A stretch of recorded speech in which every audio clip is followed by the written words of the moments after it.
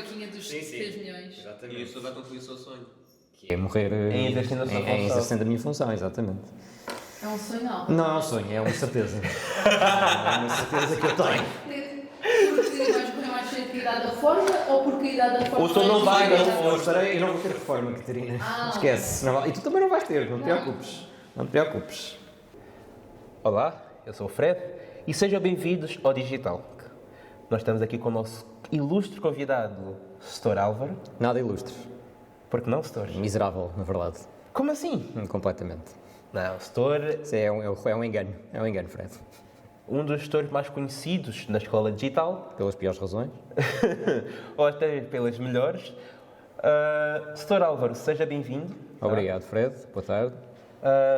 Vamos já ser o mais breves possível.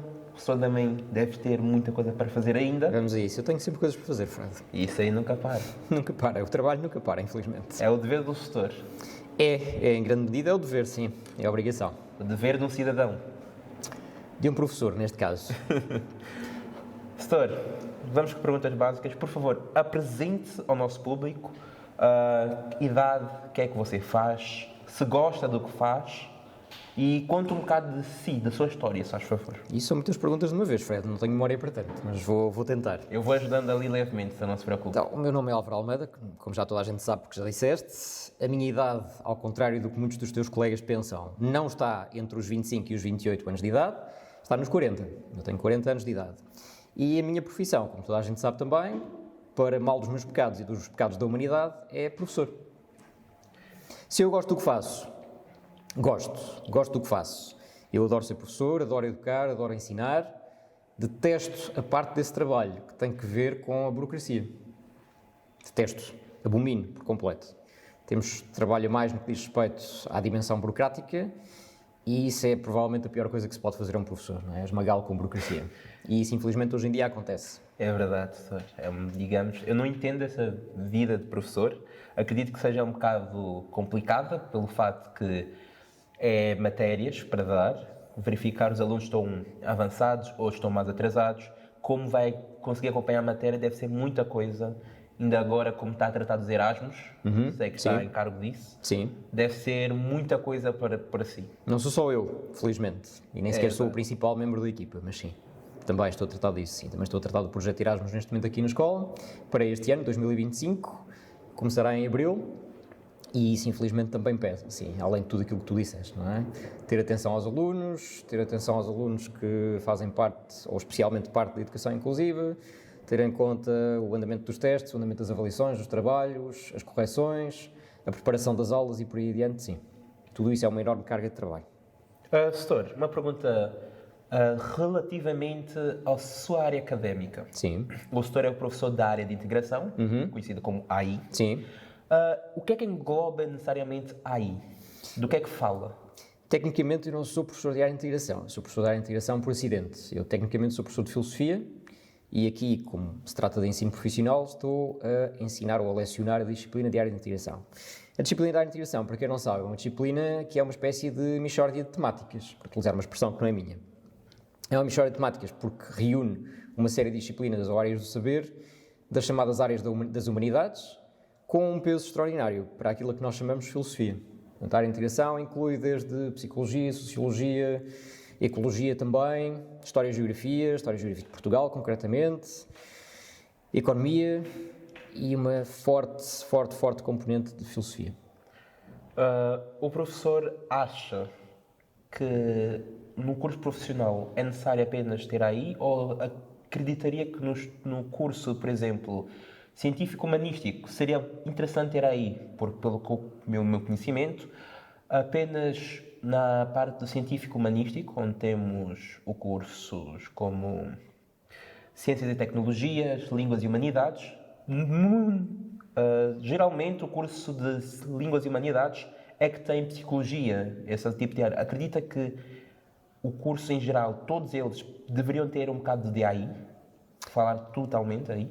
Não, honestamente não. Eu pensaria se calhar ao contrário. Pensaria se calhar que nos cursos profissionais, e felizmente para todos nós, não fui eu que os desenhei, como é óbvio, foi o Ministério da Educação ao longo dos anos, ao longo das décadas, Eu penso ao contrário, ou seja, eu mais facilmente estaria convencido de que os cursos profissionais não deveriam ter uma disciplina de área de integração e não deveriam ter uma disciplina de História e Cultura das Artes, meus colegas que me perdoem. Deveriam ter, se calhar, sim, uma disciplina de História pura e dura, que incluísse o estudo da História das Artes, e deveriam ter uma disciplina que seria Filosofia, pura e dura também. Ok. Sim. Falámos aqui em um tema mais presente, mas vamos voltar para o passado. No caso, o seu passado. Certo. Diga-me, Que é senhor. sempre tão agradável de visitar, não é? O nosso passado. Exatamente. Diga-nos, como é que foi o seu percurso, disto que era o jovenzinho Álvaro, ou o bebê Álvaro, Isso é muito lá atrás.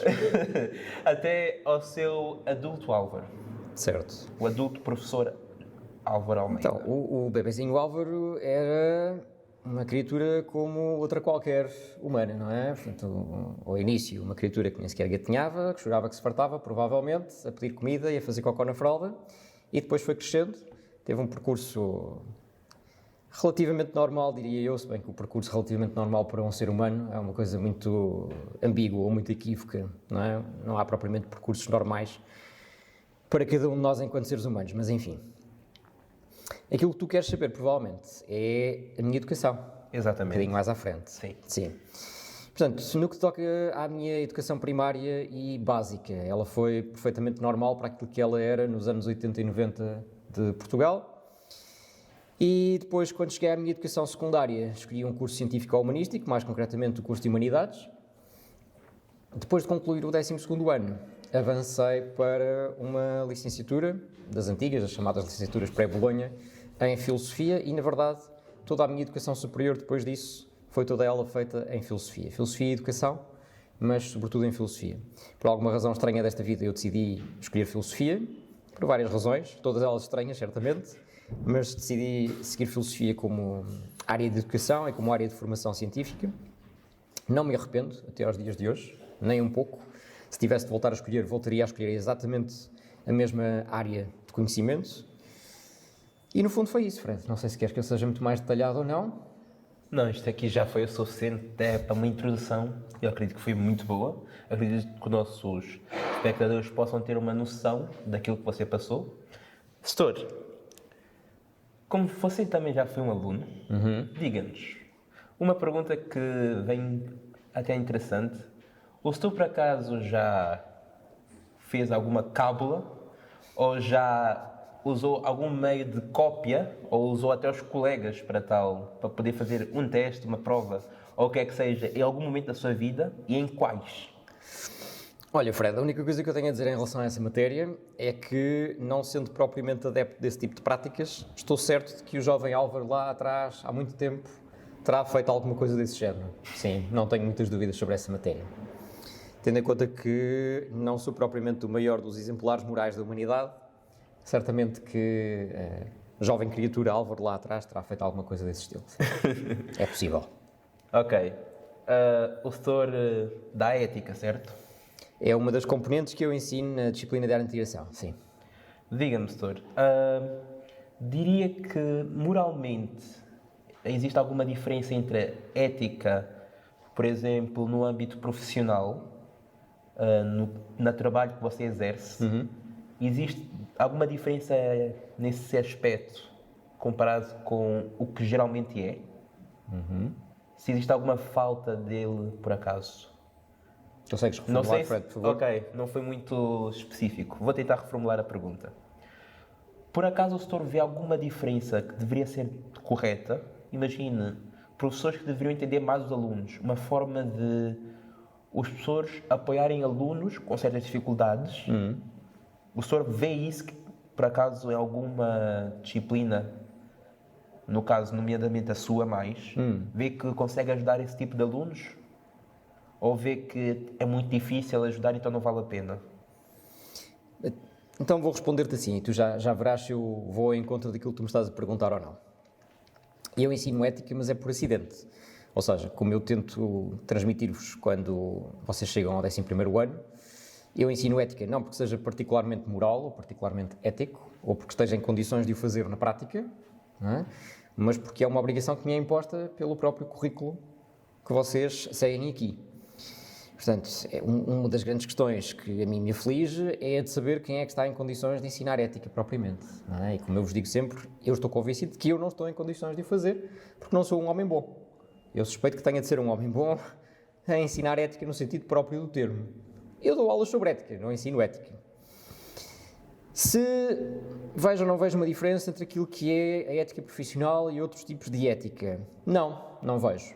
Nós muitas vezes cometemos um erro, que é um erro prático, que é o erro de isolarmos ou estancarmos determinadas áreas da ética como se a ética fosse uma espécie de país com vários distritos.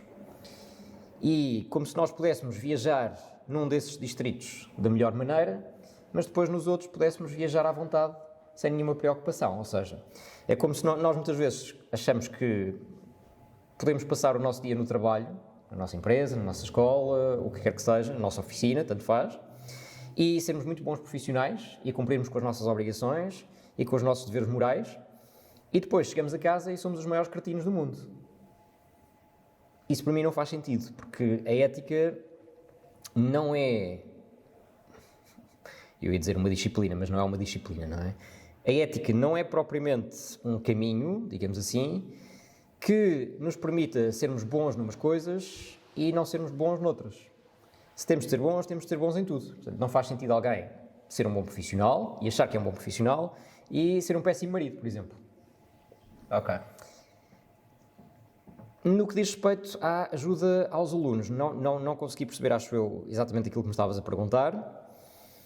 Mas, enquanto professor, aquilo que eu te posso dizer é, na medida do possível, aquilo que nos compete a nós é, mesmo de um ponto de vista ético, ajudarmos os alunos. O que é que isso significa?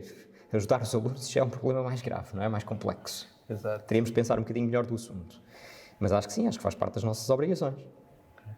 Vou já pedir desculpa por às vezes não conseguir ser uma pessoa muito explicativa naquilo que quero dizer. Não tem problema nenhum, Fred. Eu também não consigo, portanto. Aliás, como se vê pelo sucesso das minhas aulas.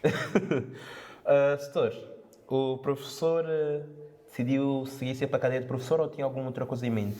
Não, eu não quis sempre ser professor, apesar de a ideia de ser professor ter chegado relativamente cedo. Houve muitas outras coisas que eu quis ser ao longo da minha vida, desde pequenino até chegar a adolescente, até chegar à minha idade adulta. Devo ter passado, não me lembro, mas devo ter passado por aquela fase dos bombeiros e dos polícias e dos cowboys e essas coisas todas. Houve uma altura em que estava convencido de que iria seguir a carreira de advocacia, ou pelo menos de jurista, mas depois desisti.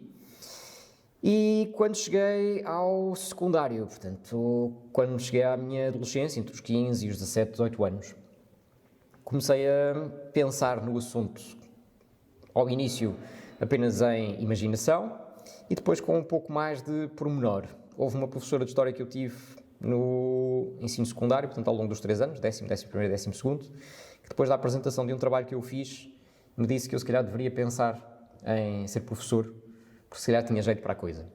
Eu suspeito que ela se tenha enganado redondamente, lamento os meus sentimentos, ela se estiver na remota hipótese dela estar a ver isto e de estar a lembrar de mim e de estar a fazer a ligação entre uma coisa e outra na sua cabeça, os meus sentimentos, mas suspeito que ela estivesse errada. Mas comecei a pensar nisso nessa altura e depois, à medida que fui avançando na minha educação superior, comecei a pensar cada vez mais nessa possibilidade, até que, a meio da minha licenciatura, talvez, já não me recordo bem, a ideia concretizou-se em definitivo e eu decidi, na minha mente, ser professor, infelizmente, e decidi seguir essa carreira depois. Como é que o setor veio parar a digital? De tantas escolas, tantas opções, não, acredito que o setor tinha várias opções de escola, porquê digital? Foi karma, não, estou a brincar. Não foi karma. Foi mais ou menos um acidente, Fred. Tanto quanto nós podemos dizer que aquilo que nos acontece na vida é um acidente.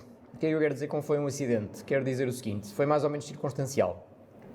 Quando eu vim para a digital, estava numa altura da minha vida em que já tinha tentado entrar ativamente no ensino regular, público, sem sucesso. Portanto, passei por todos aqueles anos, porque nós passámos aqui em Portugal, mais de uma década, na verdade, em que era difícil entrar na carreira pública como professor. As listas eram extensíssimas, como continuam a ser, as listas de candidatos, e o número de vagas era extraordinariamente reduzido face a esse número de candidatos. Portanto, eu tentei durante muitos anos entrar na carreira pública como professor sem conseguir, sem deixar de trabalhar na área da educação ao mesmo tempo. E depois, talvez 2 anos antes de vir para a digital, quando estava a trabalhar numa área completamente diferente, que era a área de revisão de texto, a nível universitário, portanto, trabalhando para um grupo de investigação numa universidade portuguesa, aconteceu-me recusar 2 ou 3 portas que me tentaram abrir entre amigos e conhecidos, por diferentes circunstâncias, não vale a pena agora explicar porquê, porque é que recusei abrir essas portas. E depois houve uma altura em que a minha vida pessoal, familiar mudou radicalmente, e um amigo meu, de longa data, me disse que tinham aqui uma vaga na escola digital. Houve a proposta de enviar currículo, eventualmente fazer uma entrevista e afins, isso acabou por acontecer e acabei por ficar. Portanto, foi mais ou menos acidental. Sendo que acho que as coisas na vida, se calhar, não são assim tão acidentais quanto isso, não é?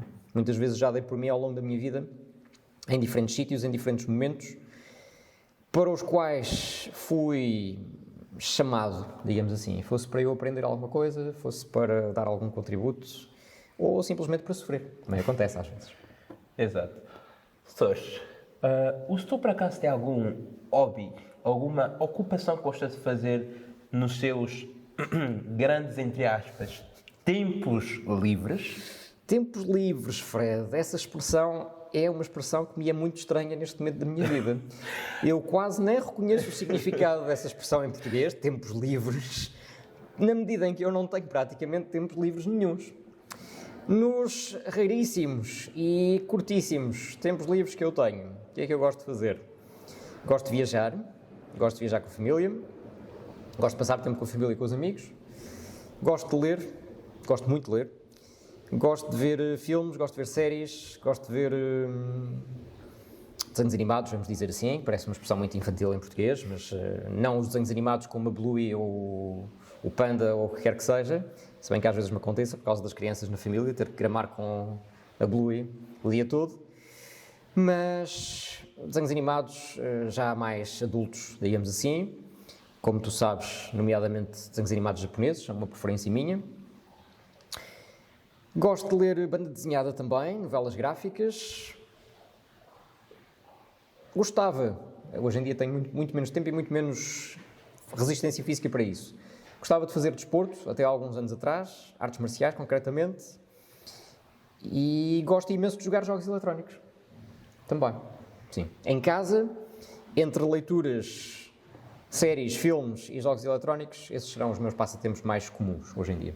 Ok, então vou aproveitar isto e vou perguntar, setor, top 3 de cada. O setor vai-me dizer o top 3 atualmente e vai explicar o porquê, ok? Eu vou falar série, filme, assim, por diante, por um breve instante, e o setor vai ter que dizer 3, o seu top 3, não precisa ser em ordem cronológica ou como vier, e vai explicar o porquê que são assim, ok? Está bem, vamos a Vamos isso. começar pelo seguinte.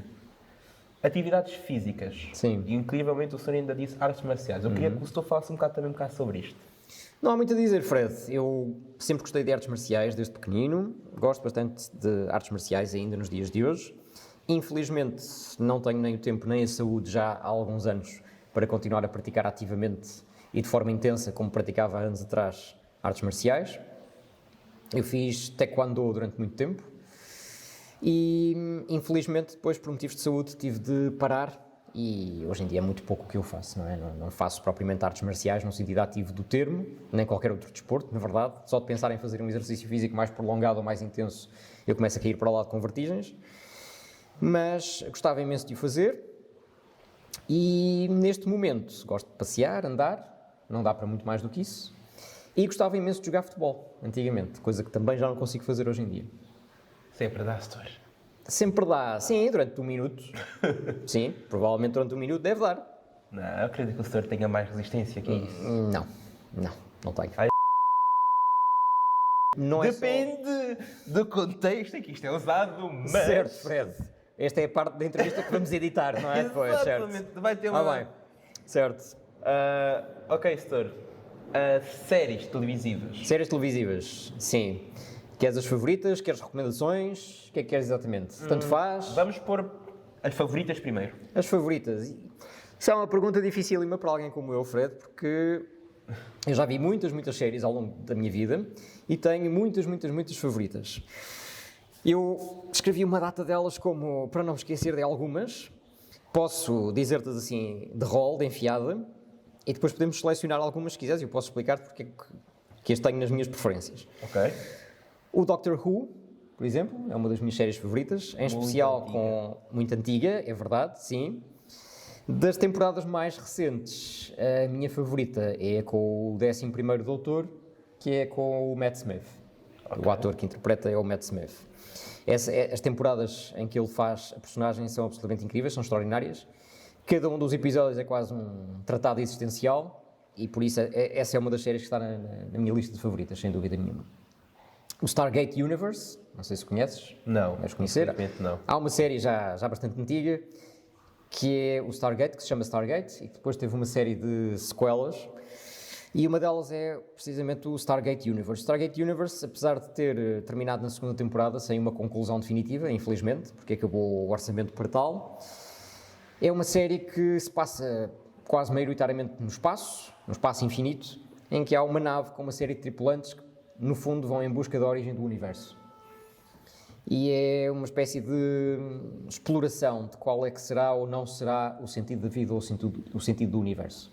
E é uma tentativa de descobrir se há ou não há tal coisa como o sentido do universo. O Breaking Bad é uma das minhas favoritas também, não apenas porque a personagem principal é um professor que perde a cabeça, coisa que facilmente acontece, não é? mas por ser uma série extraordinariamente bem escrita. O Dexter também é uma das minhas favoritas. Sim, esse eu acompanhei. Pronto, é extraordinariamente boa. Este aqui eu acompanhei quando era criança e gostava imenso. Quando eras criança, Fred, aquilo não era para crianças. Mas eu assistia quando era criança, senhor. Os pais não precisavam de saber essa Certo, isso acontece às vezes, não é, na nossa vida. Eu não recomendo para menores de 16, pelo menos, mas é uma série extraordinária. The Walking Dead, também, terminou há relativamente pouco tempo, terminou há 3 anos. Daredevil, mais recentemente, e que vai retomar agora em breve na Disney. O Death Note, para te dar um anime. Olha, esse daí eu acompanhei do teu final. Imagino. Aliás, eu já sabia porque já me tinhas dito, acho eu. Acho que sim. Já me tinhas dito. Esse aí eu acompanhava quando era mesmo mais na minha adolescência. Essa é muito boa, recomendo vivamente também. Attack on Titan, também, que está agora a terminar. Infelizmente, não gostei do final, não vou estragar o fim para ninguém, mas gostei sobretudo das 2, 3, 4 primeiras temporadas e, entretanto, o final, e antes de sair sequer a última temporada, tive de ir ler para saber como é que acabava, porque não aguentei esperar, e não gostei do final. Eu vou ser sincero, Setor. Eu, em Attack on Titan, já vi, depois eu parei. O meu primo disse, volta a ver. Tentei voltar a ver. Voltei a parar, porque chegou numa parte que, para mim, foi uma perda impossível de aceitar. Não vou dar muitas menções, mas digamos que foi a voar que se perdeu alguém. Certo, está bem. Aí quem viu sabe. Vou tentar descodificar aqui a tua referência na minha cabeça. Depois sem estragar. Eu posso cortar já, fazer um pig enorme. Certo. Mas foi quando... Já sei, sim, compreendo. Eu já aqui ponho um pi. Está bem. Pôs um barulho por cima do nome dela. Exatamente. Está bem. Uma série de que também gosto bastante, nessa linha, Rurouni Kenshin, não sei se conheces, sobre um samurai com cabelos vermelhos e uma cicatriz na cara. Talvez eu conheça, não pelo nome, mas a imagem eu consiga... Eles fizeram uma nova série recentemente, mas eu gosto da antiga. E gosto especialmente porque é a história de um samurai que, durante o período feudal japonês, cometeu uma série de crimes hediondos e vive toda a sua vida atormentado pela consciência pesada por causa desses crimes e tenta reparar de alguma maneira aquilo que fez. O que é que eu te posso dar mais? Rick and Morty, também, muito boa, recomendo vivamente. Cada episódio é uma espécie de viagem em ácido. Se eu não puder dizer isto, depois cortas também. True Detective, não sei se conheces também. Não, acho que este não. É muito boa, uma série para adultos também, mas muito boa. E muitas outras, Fred. Se continuarmos aqui nesta toca do coelho, vamos perder. Vai ser impossível. Vamos perder. Setor, queria também saber livros. Leitura. O Setor disse que lê mangás. Sim. Lê geralmente, querer saber, online ou mesmo compra o físico? Compro fisicamente sempre que posso. Sim, em regra. Ok. Apesar de eu ver mais animes do que ler manga, não é? Eu sei que a tua geração põe a acentuação nas palavras de maneira diferente da minha, mas não nos preocupemos com isso, não há sem problema. isso aí é tranquilo. Mas sim, eu vejo mais animes ou vejo mais animação do que leio propriamente. Sim. Ok.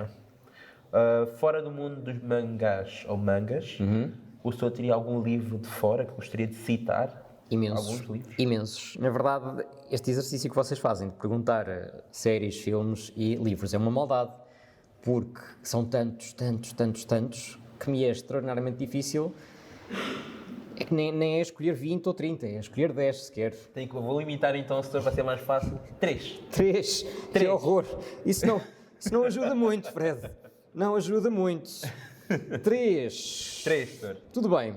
Olha, há um livro de um autor cujo nome é possível que eu esteja a pronunciar mal, que é Hermann Hesse, dos séculos XIX e XX, que é o Siddhartha. Siddhartha é um livro relativamente curto quanto à sua extensão, mas muito profundo quanto ao seu conteúdo, que reinventa ou reescreve a história do Buda histórico, portanto, do fundador do budismo.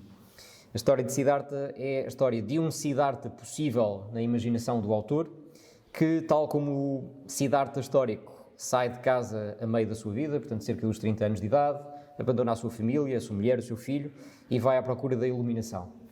Todo o livro é não só filosófico, como profundamente poético também, e cada capítulo do livro é um capítulo que só por si já seria suficiente para nos deixar a pensar na nossa vida, nas nossas escolhas, nas nossas ações e sobre o que é que nós estamos a fazer aqui, exatamente.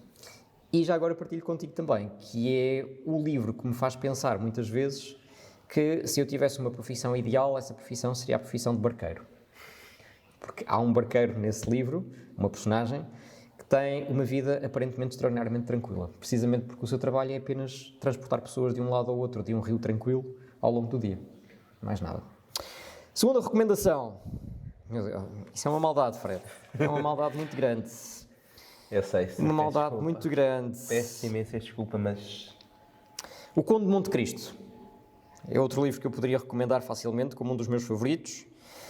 É a história de um homem, sem fazer grande estrago, é a história de um homem que é preso injustamente, é culpado injustamente, e que regressa depois num caminho de vingança, extraordinariamente rico, dotado de uma riqueza imensa, e que arquiteta um plano diabólico para se vingar de todas as pessoas que foram responsáveis pelo facto de ele ficar preso durante anos, injustamente. É uma história de redenção também, o que é curioso, mas vale a pena, vale mesmo a pena ler. E um terceiro... Obrigado, Fred. Nada. Um terceiro livro... Olha, um livro que já está um pouco esquecido, escrito por um norte-americano, Lloyd C. Douglas, intitulado A Túnica. O livro A Túnica é uma reinvenção narrativa, ou uma reimaginação narrativa, daquilo que teria acontecido a um romano, na altura do Império Romano, que herdou a túnica de Cristo depois dele ser crucificado. Essa túnica traz consigo poderes milagrosos e traz consigo ainda o espírito ou a presença, se quiseres, daquele Cristo que tinha sido crucificado, e depois tem determinados efeitos, que eu não vou dizer agora quais são, tem determinados efeitos na vida das pessoas por quem essa túnica vai passando. E é um livro profundíssimo, também nos põe a pensar sobre o que é que nós estamos exatamente aqui a fazer e qual é o sentido de sermos humanos, e é um livro que já poucas vezes é mencionado e que vale a pena também. Eu vejo que o senhor tem, digamos que, não uma obsessão, mas o senhor gosta de ler livros mais profundos. Eu recebi uma pergunta de um dos alunos daqui dessa escola. Vamos perdidos. Sim.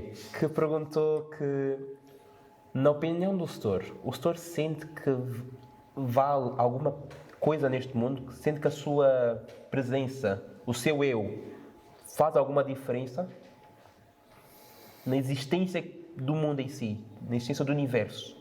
Faço apenas um breve comentário àquilo que tu disseste antes de responder a essa pergunta. Mais do que gostar de ler esse tipo de livros ou de ter esse tipo de reflexões, eu tenho essa necessidade mais do que qualquer outra coisa. Não é propriamente um gosto, é uma necessidade. Para responder à tua pergunta, se eu tenho alguma importância no mundo ou não, se eu faço a diferença ou não. De uma maneira ou de outra, todos fazemos, individualmente, não é? Por aquilo que fazemos ou por aquilo que deixamos de fazer em determinados momentos. Fazemos sempre a diferença, seja ela positiva, seja ela negativa, seja ela boa ou má. Portanto, independentemente de eu achar que tenho pessoalmente ou individualmente mais ou menos importância, todos achamos que temos muita importância, não é? Normalmente é muito difícil não acharmos. Terei sempre um impacto qualquer, isso sim. Seja ele bom, seja ele mau do ponto de vista ético ou do ponto de vista moral, se quiseres. E até ao momento é bem possível que esse impacto tenha sido mais negativo do que propriamente positivo. Perfeitamente possível. Para aprofundar aqui um bocadinho a tua pergunta, se nós temos ou não temos importância, seja individualmente, seja coletivamente, isso depende, para mim é muito claro, depende completamente de nós sabermos ou descobrirmos se a vida em si tem um sentido ou não. Porque se a vida não tiver um sentido, isto é, se nós formos só um bocadinho de cocó, desculpem, podes fazer um blip depois se quiseres, não é?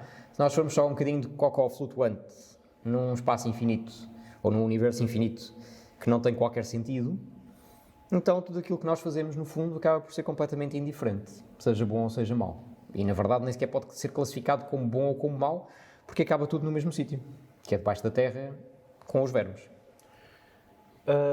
Professor, eu queria aproveitar e queria perguntar se o senhor tem alguma mensagem para esta geração, para a minha geração e tanto para... a minha geração já é um bocado... Atualmente já não sou considerado uma nova geração, já sou uma velha.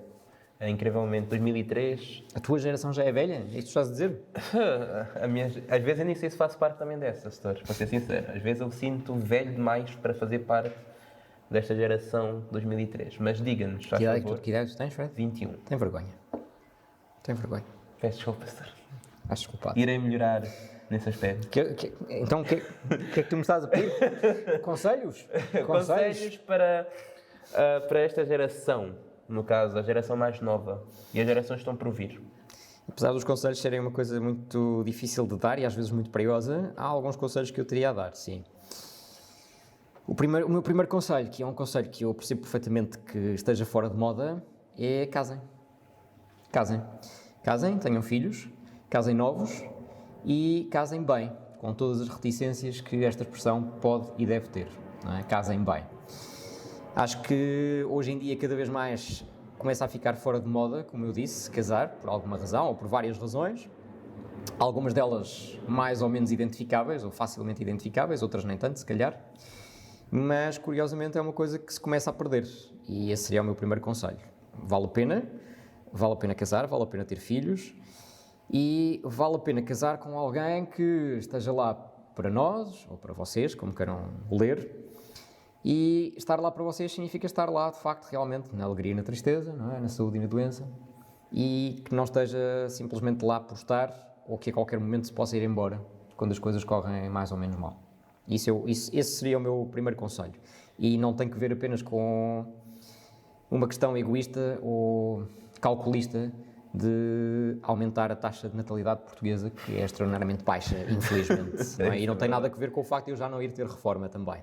Não tem nada a ver com isso. Lamento, sim. Tem que ver simplesmente com eu estar completamente convencido de que é um caminho que vale a pena seguir. Outro conselho que eu poderia dar é que invistam na vossa educação, ou que invistam ao longo da vossa vida, as diferentes gerações, que invistam na vossa formação, na aquisição de conhecimentos e no treino prático, moral, se quiserem, que a educação implica também. Esse seria o meu outro conselho. Cada vez mais isso é necessário, não apenas por uma questão profissional ou por uma questão de carreira. Cada vez é mais necessário, acho eu, no que diz respeito ao desenvolvimento da humanidade, e perderem a oportunidade de continuarem a apostar na vossa educação ou desinteressarem-se por isso, para mim é uma tristeza. Outro conselho, muito, muito honesto e sem nenhum ressentimento, seria larguem os telemóveis. Larguem os telemóveis, pelo amor de Deus. Larguem os telemóveis, larguem as redes sociais, larguem essa vida falsa, digital que vocês levam hoje em dia e que vos consome tanto do vosso tempo, tanto da vossa vida, tanto das vossas amizades, tanto dos vossos afetos, tanto das vossas preocupações quando na verdade é apenas um simulacro, não é? Não vale nada, não vale mesmo nada. Portanto, não vale uns carros, sequer, desculpem a expressão. Não vale mesmo uns carros.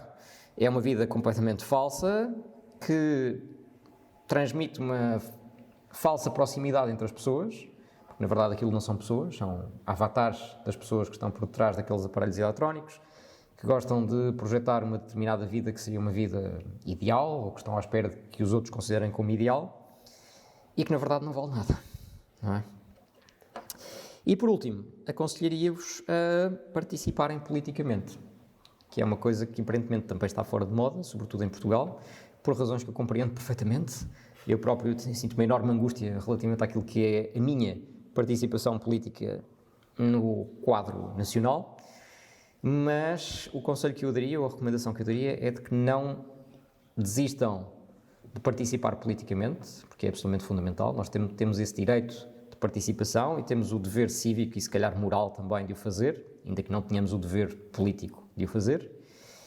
E se não for assim, as coisas também não mudam. Nós reclamamos muitas vezes que queremos que as coisas mudem, reclamamos muitas vezes que as coisas são iguais há não sei quantos anos, há décadas, que são sempre os mesmos que governam, ou que estão no poder, ou que fazem as políticas e afins, mas a verdade é que nós depois também nos demitimos das nossas tarefas ou das nossas responsabilidades nessa matéria.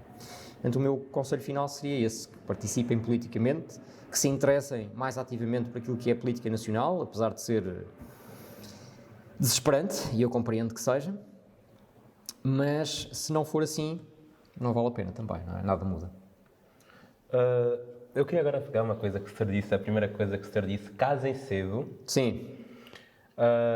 Não vou pegar só o caso do meu caso, né? Sim. Porque eu tenho uma namorada. Sim. Queria, se ela estiver a ver isso, Martiano, beijinhos. Mas eu queria saber, senhor, para o senhor, qual seria a idade apropriada para casar? Pelo fato que, por exemplo, os jovens geralmente pretendem ir para a faculdade e saímos pela faculdade com 23 anos, ainda achar uma coisa para trabalhar ainda um bocado difícil, conseguir uma casa, estar, no caso, financeiramente estável, já é um processo um bocado grande e um bocado difícil. Para o senhor, qual seria a idade certa para casar-se? Essa é uma pergunta muito difícil, ou a resposta a essa pergunta é muito difícil. Não é que ao longo dos tempos, em muitas e diferentes culturas, e a cultura grega antiga é um bom exemplo disso, nós não tínhamos sempre tentado pensar em qual é que seria exatamente a idade ideal para casar. E há até quem tenha tentado, historicamente e filosoficamente, se quiseres até, definir uma idade certa para casar, tanto para os homens como para as mulheres, e tentar tornar isso numa espécie de lei política.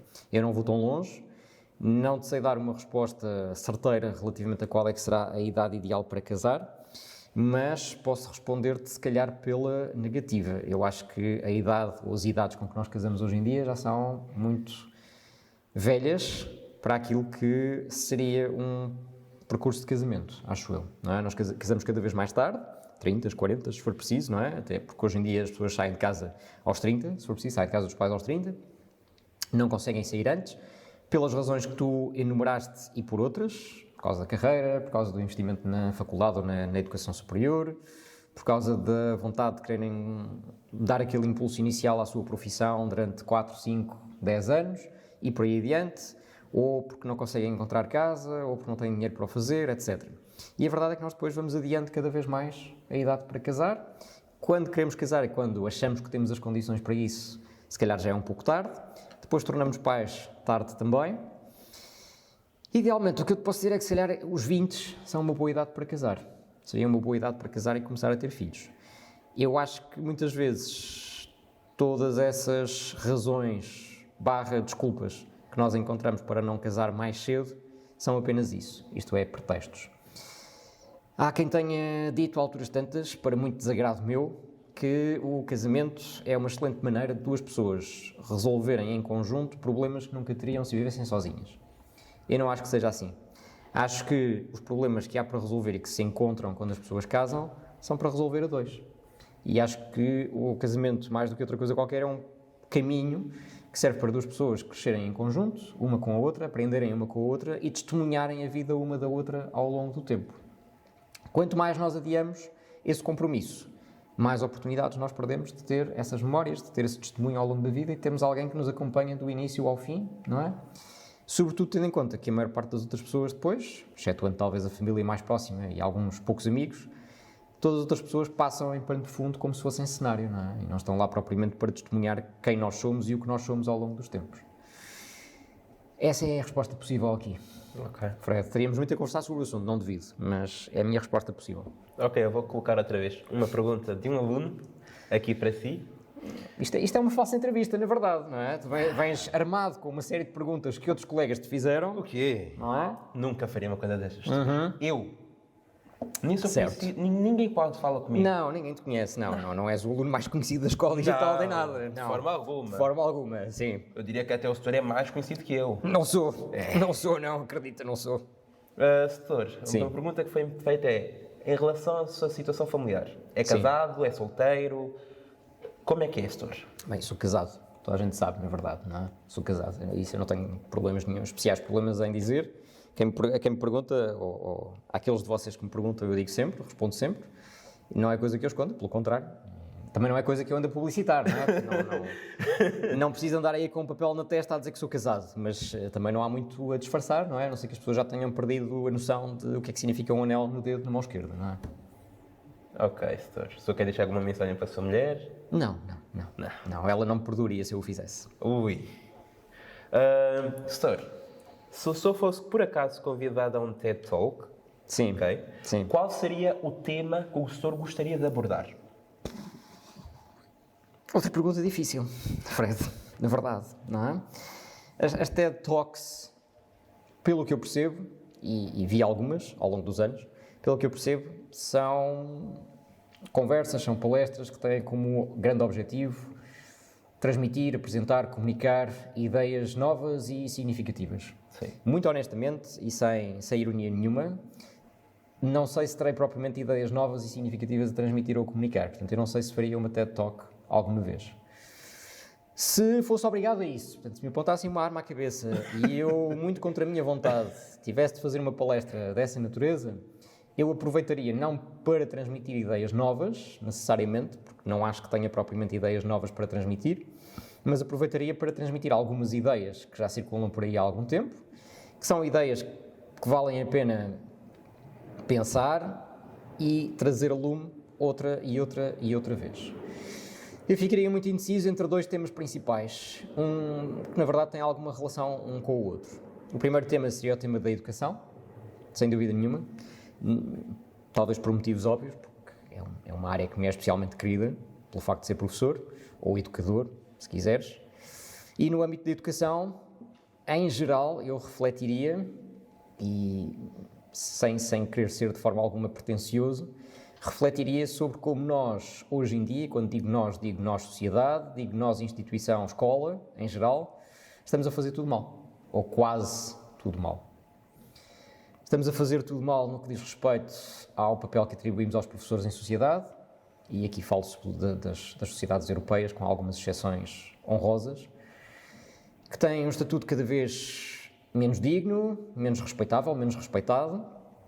E estou aqui a falar sobretudo dos professores ao nível do secundário. Os professores do universitário ou do ensino universitário ainda têm alguma vantagem nessa matéria, porque ainda são considerados com algum respeito, ao contrário do que acontece com os outros professores abaixo, Infelizmente. na hierarquia profissional. É verdade, é verdade.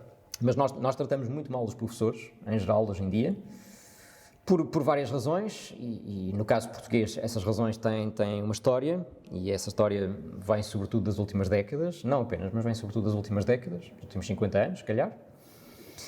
Falaria ou pensaria sobre como estamos a fazer quase tudo mal no que diz respeito à falta de disciplina nas escolas, sobre como estamos a fazer quase tudo mal ao concentrarmos a autoridade dos professores hoje em dia apenas na sua autoridade científica e termos perdido de vista que os professores antigamente tinham e ainda deveriam ter uma autoridade que não é apenas científica, uma autoridade etária, se quiseres, que tem que ver com a idade, é uma autoridade moral, é uma autoridade social, é uma autoridade hierárquica própria daquilo que são as nossas culturas, ou é a nossa cultura ao longo dos tempos.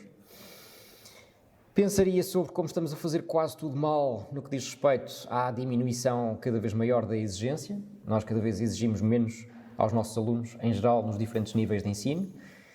As avaliações são cada vez mais fáceis. Os conhecimentos que nós transmitimos são cada vez menos em quantidade e em qualidade. O que, ao mesmo tempo, parece contraditório com o facto de nós cada vez mais vos ocuparmos o horário com uma multidão de disciplinas que nunca mais acabam. Eu tenho crianças na família, por exemplo, não é? Sem ser muito específico, tenho crianças na família que estão no 5º, 6º ano de escolaridade, que tendo a idade que têm, portanto estão entre os 10 e os 11 anos de idade, têm 10 disciplinas, se for preciso. E todos os seus dias são ocupados desde manhã, às 8 da manhã, até ao final do dia, até às 18 ou 18h30, se for preciso, com aulas, sentados no banco de escola. Isso é claramente um erro. São demasiadas disciplinas, são demasiados supostos conhecimentos que nós estamos a tentar transmitir ao mesmo tempo, cada vez com menos qualidade, e cada vez vos damos a vocês também menos tempo, e quando eu digo vocês, digo crianças e jovens nas várias faixas etárias, cada vez vos damos menos tempo para poderem pensar naquilo que estão a aprender, para poderem socializar uns com os outros, para poderem fazer amizades, para poderem namorar, etc. Basta pensarmos, muito brevemente, naquilo que é a nossa obsessão hoje em dia, em preenchermos todos os buracos possíveis e imaginários que vocês têm no horário. Quer a nível do ensino profissional, quer a nível do ensino regular, público, privado, assim que vocês têm uma mancha no horário que não está ocupada durante 1 ou 2 horas, o que é que nós fazemos? Tentamos arranjar uma substituição. Tentamos fazer os possíveis para que vocês não estejam fora da sala de aula, não estejam aí de forma descontrolada, sem nós sabermos o que é que vocês estão a fazer, sem regras. E isso, como é óbvio, tira-vos tempo para socializarem. Eu lembro-me da minha adolescência, não era das melhores coisas necessariamente, mas era uma boa coisa que acontecia por vezes, era nós termos um furo no horário, porque o professor ou a professora faltava, e nós termos 1 hora ou 2 horas para estarmos à conversa, para estarmos a namorar, para estarmos a fazer amigos. E estamos a falar de um tempo em que ainda não existiam essas porcarias dos telemóveis, desculpem a expressão, e as redes sociais e afins. Não é? Portanto, eu falaria sobretudo sobre isso no contexto da educação. Poderia falar também, porque seria um tópico importante, sobre como nós nos esquecemos de vos ensinar a pensar, sendo que nós muitas vezes cometemos um erro também, que é nós às vezes achamos que seria suficiente ensinar-vos a pensar, mas pensar no vazio, ou seja, nós esquecemos que para vos ensinar a pensar é preciso dar-vos conteúdos em que vocês possam pensar e com os quais vocês possam realmente aprender a pensar. Não se aprende a pensar sem conteúdos. E, portanto, esta ideologia que nós temos hoje em dia, ou este projeto que nós temos de ensinar através de competências, por exemplo, é um erro também, na minha perspectiva. Seria mais acertado voltarmos a um ensino por conteúdos, se calhar, e ao mesmo tempo desenvolvermos competências, até porque nós nos esquecemos muitas vezes que as competências são conhecimentos, são conteúdos. Mas enfim, isso é uma conversa que nos levaria para outro sítio. Outro tema possível seria o tema da ética, sem dúvida nenhuma. Sim. Eu vejo que o senhor gosta muito de ética. Sim, não sei se queres que detalhe, se queres terminar. Pode falar mais um bocadinho, senhor, não temos problema, não temos horário. Produção, estamos como? Positivo? Estamos bem? Estamos bem. A sério? Que azar, não querem terminar? Tem certeza? O senhor está à vontade. Pense que é uma sala de aula. Tudo bem. Onde os seus alunos estão todos por meios, embora o senhor não goste muito, mas digitais. Certo. Pense que eles estão a ouvir a sua aula. Não, isto se fosse uma aula seria uma seca, não é? Já é uma seca, mas pronto, mas tudo bem. Se, como alternativa, eu tivesse de fazer uma palestra em jeito de TED Talk, seria sobre ética, sim, e seria sobre um tema que me fascina, que não é só um tema, é um fenómeno, e é um fenómeno com o qual nós, infelizmente, estamos todos muito bem familiarizados, eu incluído, que é o tema do mal. É uma coisa que me fascinou-me ao longo da minha vida, por razões óbvias, porque sou um ser humano, mas continua a fascinar-me hoje em dia, que é a fácil sedução do mal relativamente a cada um de nós. Nós somos muito facilmente seduzidos pelo mal, nós somos muito facilmente levados a fazer não aquilo que é o bem, mas o seu contrário, e é fascinante como é tão fácil nós fazermos o mal e tão difícil nós fazermos o bem. É extraordinariamente difícil nós fazermos o bem, na verdade. E há muitas e diferentes reflexões ao longo dos tempos, por isso é que eu digo que não seria propriamente uma ideia nova a apresentar. Já muita gente, muito melhor do que eu, infinitamente melhor do que eu, pensou sobre isso ao longo dos tempos. Mas é um tópico que me fascina uma e outra vez e ao qual eu regresso uma e outra vez, inclusive no meu dia-a-dia, porque é uma coisa que me toca enquanto ser humano, toca-nos a todos, aliás, não é? Que é essa facilidade do mal. Os muçulmanos não estão em erro, e espero não estar a citar indevidamente, os muçulmanos não estão em erro. Alturas tantas no Corão dizem que o demónio tem a marca da sua mão impressa no coração de cada um dos homens. E eu acho que é bem assim.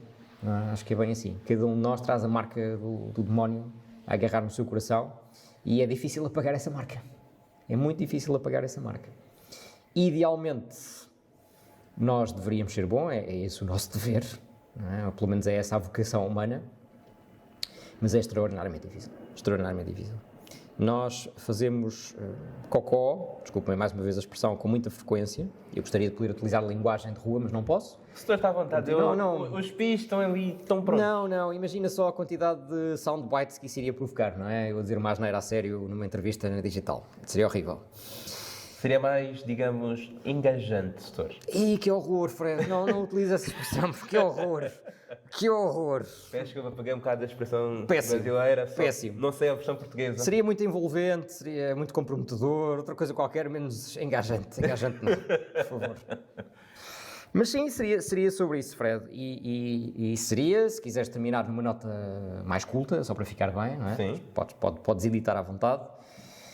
Seria mais ou menos aquilo que diz Shakespeare, não é? Que é um autor que vocês não conhecem já, mas ele existe. Há um livro, uma peça teatral, que é a Tempestade, em que ele, a alturas tantas, diz o seguinte, ou uma das personagens que ele escreve diz o seguinte: o inferno está vazio porque os demónios estão todos aqui. E eu acho que ele tem razão. O inferno está vazio porque os demónios estão todos aqui. E os demónios somos nós. Lamentavelmente. Se é possível dar a volta a isso ou não, eu tenho as minhas suspeitas. Não vou dizer se é ou não é possível, mas eu espero que seja possível. Ok. Muito obrigado, Sr. Álvaro. Eu gostaria de perguntar também, já para terminar... É mais uma pergunta surpresa? Não. Já agora deixamos as perguntas surpresas para a próxima vez que aceitar... Próxima vez. Não vai haver Claro. próxima vez, Fred. Não vai haver. Oi, Não vai haver próxima vez. Vai, tem que haver, senhor.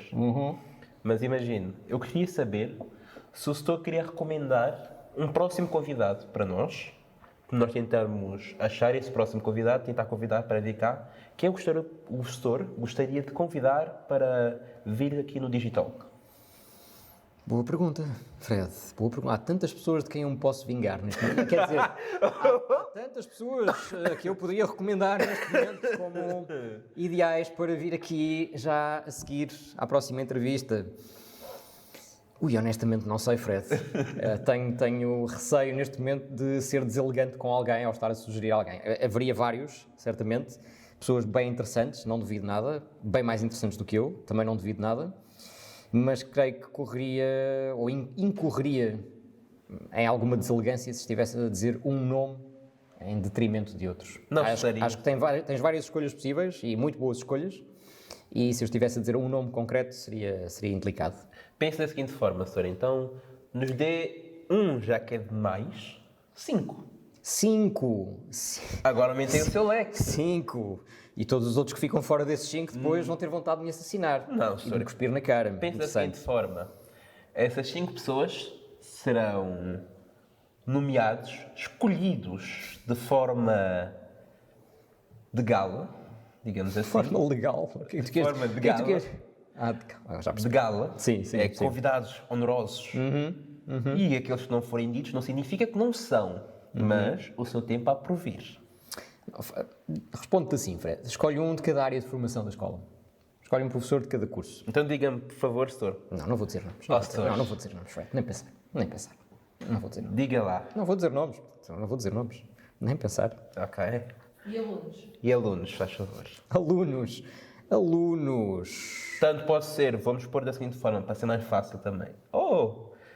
Vamos complicar um bocado a vida, senhor. É mais divertido assim. Tínhamos de terminar mal esta entrevista, não é? É mais divertido assim e é mais pelo conteúdo. Alunos tanto de dentro da escola, quanto alunos que já não estão. Isso é outra conversa. Isso é outra conversa. Que medo, o que é que Isso você é outra pensava que eu ia conversa. dizer? Isso é outra conversa. Olha, um aluno de fora da escola. Há um ex-aluno que passou pelas minhas aulas aqui, que eu te posso recomendar, que é também um filósofo. Eu não direi o nome completo, porque não sei se ele me perdoará depois ter aqui o seu nome completo escarrapachado na entrevista, mas ele foi aluno de multimédia nesta escola, concluiu, salvo erro, em 2000 e... Olha, boa pergunta. Já nem sei. Bem, foi no início dos 20, acho eu. 2020, que ele terminou aqui o curso de multimédia. Mas seria uma boa recomendação. Penso que seria alguém interessante que vocês poderiam entrevistar. Eu depois posso dar-te o nome completo quando terminarmos a entrevista e já não estivermos a ser gravados. Apenas para eu não ser deselegante e não dar o nome Prometo dele que eu não ponho na edição. aqui escarrapachado.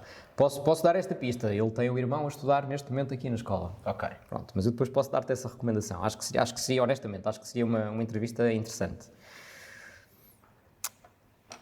O que tu me perguntaste mais, além dos alunos? Tanto dentro da escola dentro como da escola quanto fora. de fora? De fora não faço a mais pequena ideia, não é? De fora da escola não faço a mais pequena ideia. Isso aí deixa a vosso cargo. De dentro da escola, entre alunos atuais, neste momento, quem é que poderia vir aqui? Além de ti, Fred. Além de ti. Eu já tenho que estar aqui, Sr. apresentador. Não sei, Fred, é uma pergunta muito difícil. Eu tenho na minha cabeça, Quem é que tu no achas caso que da minha poderia? turma, Quem? eu vou falar da minha turma, Quem? eu diria que eu gostaria de ver até um debate, não um debate, mas uma conversa aqui, uma troca de ideias, o Sr. Álvaro e o Ricardo, Que horror, nem pensar. Nem pensar. o Levi, Nem pensar. e também eu gostaria de ver com o Rafael Jesus. Porque não esses três a debaterem aqui, sem mim? Não. Bem melhor. É bem porque, melhor. digamos, a aula fica mais divertida quando os três... Aposto que o número de visualizações vai subir em alta. Eu gostaria de ver o Sr. a debater com os três, porque nas aulas é muito interessante ver-vos e ouvir-vos falar. Então eu até acharia que as pessoas até gostariam de ouvir um bocado. Eu estou a falar maioritariamente da minha turma pelo aquilo que eu conheço. Não sei das outras turmas, não sei como é que é a sua relação com outras turmas. O que nos leva à próxima pergunta de alunos. Que bom. Mais uma. Qual é a sua turma favorita? Esta daqui... Peço desculpa, senhor, mas esta daqui é mesmo para tocar na ferida. Boa tentativa, Fred. Boa tentativa. Quem é que te mandou fazer essa pergunta? Quem foi? Foi um... Não posso falar porque eu prometi anonimato. Que interessante. Isso é uma pergunta muito curiosa. Não vou responder, como é óbvio, Fred, não é? A única coisa que eu te posso responder, e isso eu posso dizer aqui publicamente, porque já o disse várias vezes a quem me perguntou em sala de aula, ou no corredor, ou afins. Eu, como diretor de turma, tenho sempre uma predileção especial por aquilo que são as minhas direções de turma ao longo dos tempos, não é? Portanto, sempre que eu tenho uma direção de turma, e tenho direções de turma aqui desde o início, desde que vim para cá, as direções de turma são sempre a minha turma predileta nesse sentido, não é? E quando eu digo aqui predileta, quer dizer que normalmente são, ou é o conjunto de alunos com o qual eu me preocupo mais ainda do que com os outros, se for possível, é aquele conjunto de alunos a que eu presto mais atenção e, nesse sentido, são sempre os meus favoritos, não é? Mesmo que não se portem especialmente bem às vezes. Mas sim, esses são sempre os meus favoritos. Se estivermos a pensar fora desse contexto, não vou responder essa pergunta. Como é óbvio, não vou ser deselegante com ninguém. Nem sei se tenho, na verdade. Nem sequer estou aqui a admitir publicamente que tenho uma turma favorita. Okay. Que nem vos passo pela cabeça deduzirem isso das minhas palavras. Não sei se tenho sequer uma turma favorita, não é? Ok. Sr., agradecemos muito pela sua participação. Certo, não sei porque é que agradecem, mas tudo bem, é um mistério para mim, porque é que eu é que agradeço. Este deve ter sido provavelmente o momento da minha semana mais relaxado até ao momento. E provavelmente será o único até chegarmos a sexta-feira. Não se preocupe, Sr., da próxima vez convidar-nos a eu nem sei se disse essa palavra corretamente. Acho que não, mas eu não... Mas é irrelevante. Tanto faz. Iremos convidar-lhe outra vez, futuramente, esperemos, para talvez possa ter mais uma semana relaxante. E ao público aí de casa, ou onde estiverem a nos ver, queremos que vocês escrevam nos comentários, necessariamente aos alunos aqui da escola, que professores ou pessoas gostariam de ver aqui sentadas para um Digitalk. Desgraça. Vocês não sabem o que é que estão a meter. Senhor, nós estamos mesmo ansiosos para ver. Certo, sim, tudo bem, eu compreendo. Esteja à vontade. Nós agradecemos muito pelo Sr. outra vez, novamente. Eu é que agradeço pelo simpático convite, Agradecemos ao professor, honestamente. à Muito produção obrigado. também, obrigado por tudo. E então aqui, malta, despedimos-nos, fiquem bem e até à próxima. Até à próxima. Tchau, tchau. Obrigado.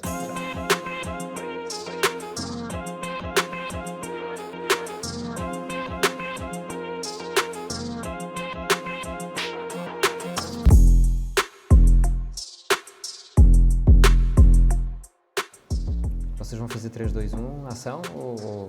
É quando quiserem começar. Claro, Ah, 3, 2, 1, ação. Não sei se digo bom dia. Diz o que tu quiseres, Fred, à vontade. Desculpa interromper.